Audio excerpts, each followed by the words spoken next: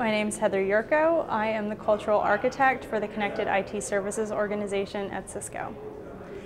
Creating a culture of innovation is the foundation of being able to drive innovation. If you don't have the culture in place, if you don't have the right environment, the right people, the right attitudes, and do that through everything that you're talking about, your actions, etc., you can't sustain innovation over a long period of time. You really have to make it part of your DNA, and that comes through the culture. So when we talk about organizational culture, we're talking very, very specifically about shared attitudes, values, goals, practices. These are all the things that Dr. Cantwell talked about earlier that characterizes an institution or an organization. So this can be any organization. This can be your family as an organization. It can be your company. It can be a school, an institution. It's any group of people.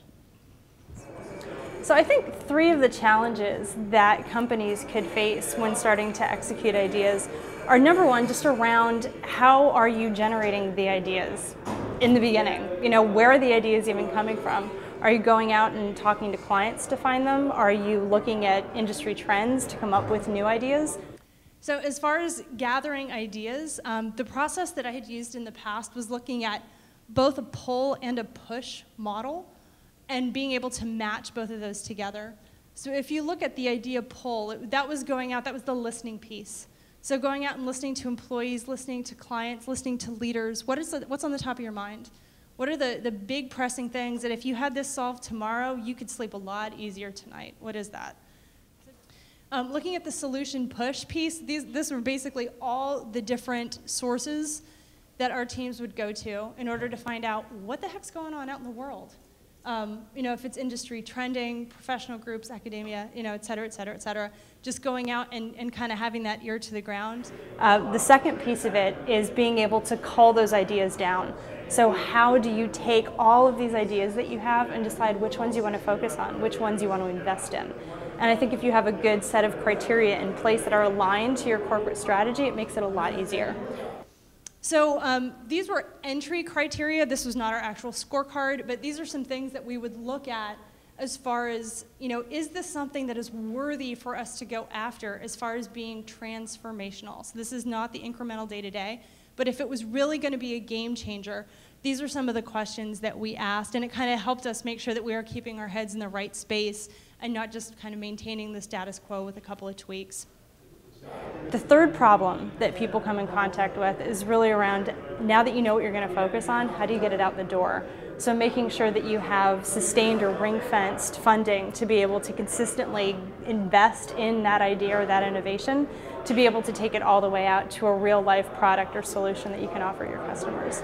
If you have a project life cycle that you normally go through, if you have a project management office, just making sure that you have some alignment with your own portfolio and where it connects to the standard portfolio. So if you've already done your proof of concept, you have some ideas, just make sure you guys are aligned.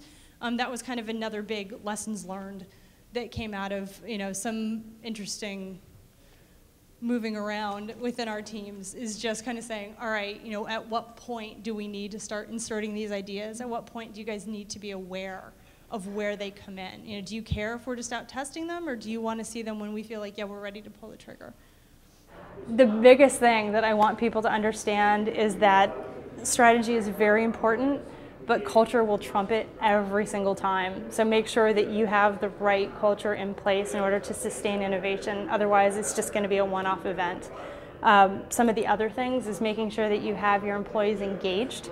There are $300 billion lost every year in the US alone due to disengaged employees. So I feel like that's something that's really, really important. This isn't just, you know, a fuzzy HR thing. This is really hitting bottom line.